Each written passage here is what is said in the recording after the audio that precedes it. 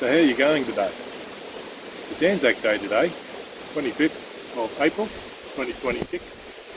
We thought we'd come out in the bush, have a little bit of an Anzac themed picnic.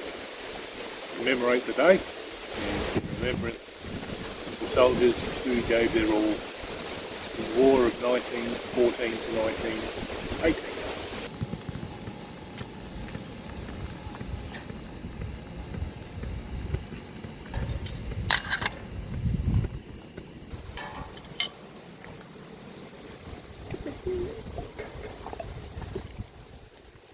Cup. We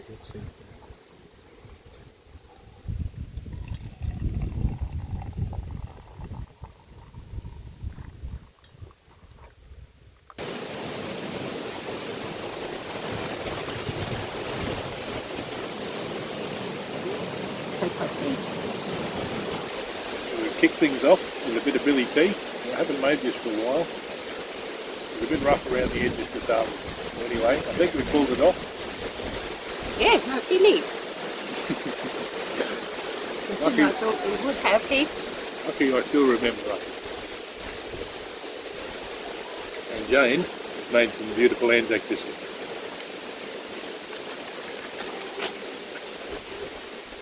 Delicious. They're very pale, but they taste all right. I think that's the difference with having the Tom Short, gives it the darkness. And The bush is quite dry at the moment. You can see things are a bit yellow looking, a bit dry. We're in a drought. There's no sign of it breaking. I'm in Torrington State Conservation Area today.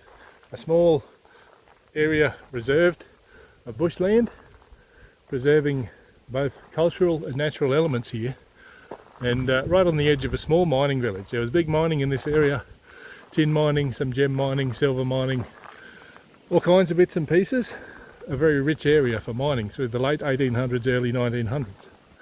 And it was from this area that many local soldiers were pulled, as in so many other communities all around Australia. Now the Anzac legend is basically about the laconic Australian bushmen and Kiwi bushmen that went overseas and proved that Australia was a nation, and New Zealand of course. However, the reality is in 1914 Australia had a population of around about 4.9 million, and the majority of those people already lived in cities.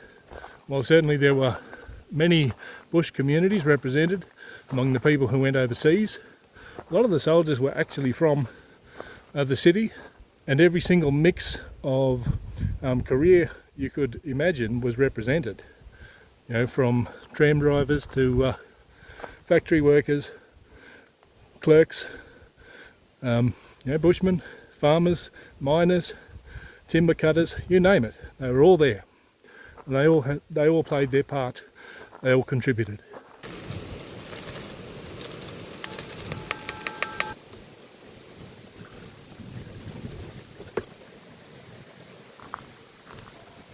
tablespoon. Oh, excuse fingers. It's going to get cooked.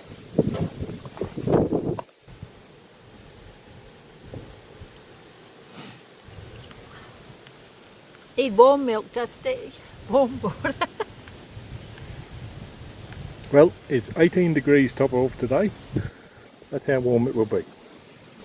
Okay, I'm just going to crack me again. And we'll do the butter last. I've already dropped this once, this egg, and it didn't crack, so...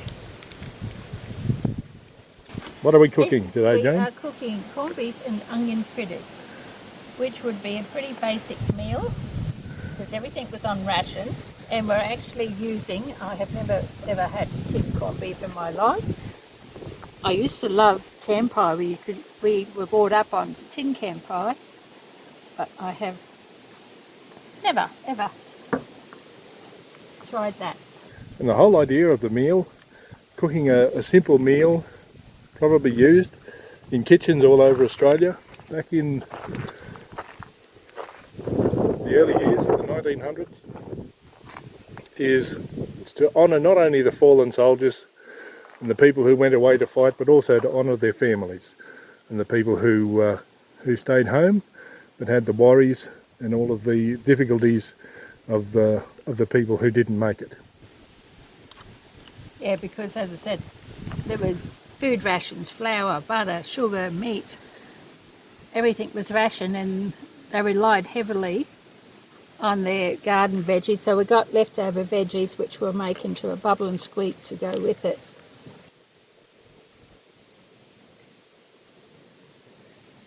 I still make fritters, as Justy knows, but I usually put a bit of pineapple in it. But they wouldn't have had pineapple then, unless they lived up where they could grow pineapples. Yes, I also grew up on fritters. I think fritters have been a staple in Australian food as a good way to use up old leftover bits and pieces, or just to knock a meal together out of things. It's been around for a long time. They're still going on today. And they make a lot, so you've got lunches or teas the next day. And depending on the size of the family, a little bit goes a long way. So the contribution of Australia and New Zealand both to the First World War was pretty significant. As a matter of fact, nearly 40% of the 18 to 44-year-old men from Australia travelled overseas as volunteers and fought in the war, and I believe it was a similar number from New Zealand. It's a very significant gap in your labour force, in your manpower of a country, and let's not forget a lot of those people didn't come home, and some of the ones who came home were not capable of returning to work. So it goes to show very strongly, go away fly. So it goes to show very strongly just how much more work the people at home had to do when 30% of your workforce, or over 30% of your workforce, is suddenly up and gone. And so hats off to the people who went, and hats off to the people who stayed. Okay, good luck, Justy. I used to always seem to break the keys when I was doing the campai.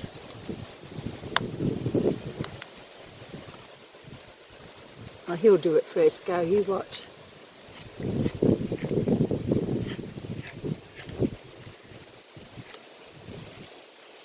This particular brand is actually from Brazil. So hello to anyone from Brazil.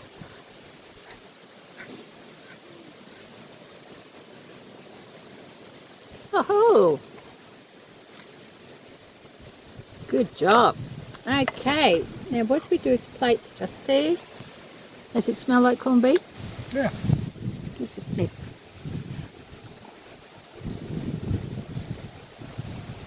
Smells like the camp pie we used to have. It's exactly the same. It's probably exactly the same. Okay, I'm just going to cut that bit off.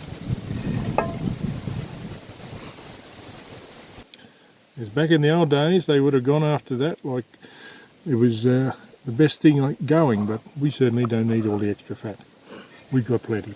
Hey, I used to always eat the fat on the camp pie, that's why I'm like I am. I'm afraid I still like fat. I'll give it a try.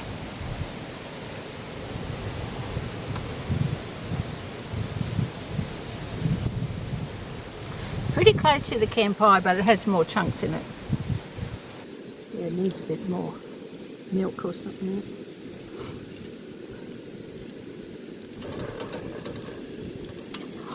They don't look very appetising, do they, Justy?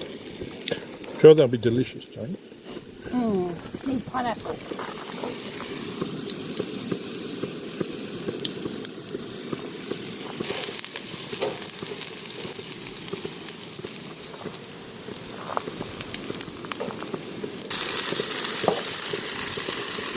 What happened to the song?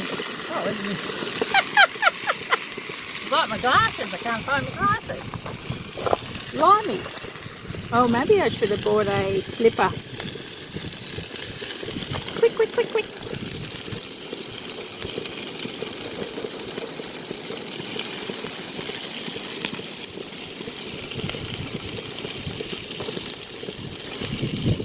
Now we're smack bang in the middle of autumn, and around here A lot of things flower in spring and summer, and autumn's often pretty quiet. But there is one thing that does flower through autumn pretty well. I want to show you one of them. This is a Banksia. In particular, a Banksia spinulosa. You can buy these commercially. Some of them are called things like golden candles and all that sort of stuff. You can have a look at these flowers here. You can see how they look like a big massive brush. And of course the Banksia was named in honour of Joseph Banks, the British botanist, and when he accompanied Captain Cook on the voyages in the 1770s, he found all sorts of interesting things in the Australian bush that he took back to England, and along with many drawings and paintings, and he named a lot of things. So as you wander around in the bush, you find a few little bits and pieces that are still giving a vestige of colour and interest. More importantly, giving some sustenance to some of the remaining birds and the creatures that feed upon these sort of things. Now they're not prolific, there's not a lot of them here, but there's a few. And they're scattered in and out among the rocky bony ridges. Now if you're looking for one sometime, that's where you look for them. It's up on ridges where you see a bit of stony stuff, a bit of granite country. There. Anyway, just one nice little flower that happens to be out.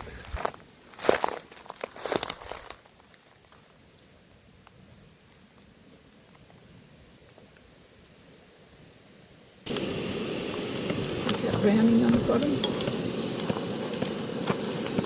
Yep, let's get that nice crusty.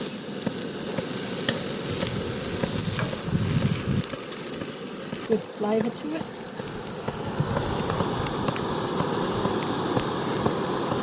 Righto, lunch is ready. Let's give it a go. Be good with some sauce and gravy.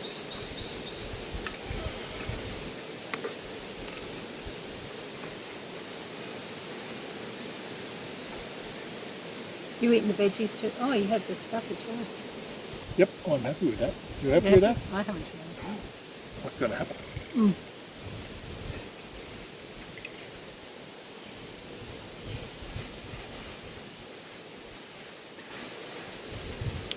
That turned out quite nice.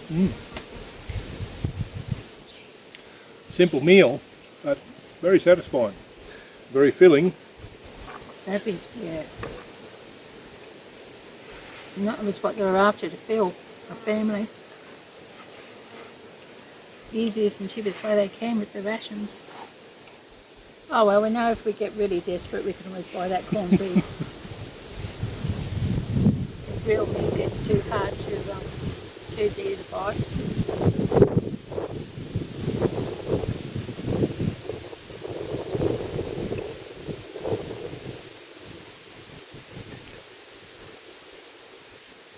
Anyway, for a change, our camp cooking's worked out pretty decently.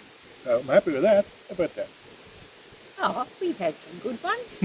We've had bad ones, but I think we've had more good than bad. Oh well, maybe. In honour of fallen soldiers, serving soldiers, current soldiers and the future soldiers, and all the families who've supported those people, thank you very much for your contribution. Yep, and we appreciate it. We certainly do. That's what you're having for tea tonight. Leftover fritters. Happy with that? How are you? Herb? You're not having any. Anyway, that's going to be it for today. Thank you very much for watching. I know it's been a little while since we've had a video. I've been a bit busy and I get a bit tired, and then I just haven't got time for everything. But anyway, we're back. Thank you very much for watching. Yep, thank you. We'll see you on the next one. Bye bye. Bye bye.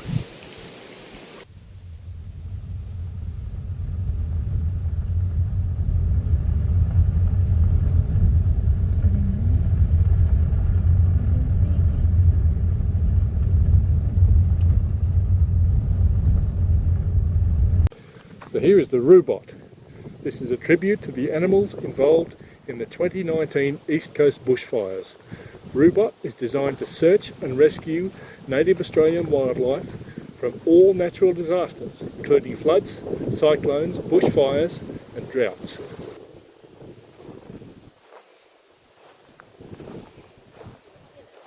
Now I don't know about you, but I reckon things like that are pretty cool. Small little town of Emmaville, the only place in Australia with a search and rescue kangaroo. Oh look, no way, shoot. That's me, talk to it. That's me. Go away, will you? The one that was probably sitting on my camera before and wouldn't get out of the lane. Oh no. No, no, no, no. I don't know, what is it, a bitey thing or? Oh, yeah, you're really weird. That's for sure. At least with this wind we haven't got flies.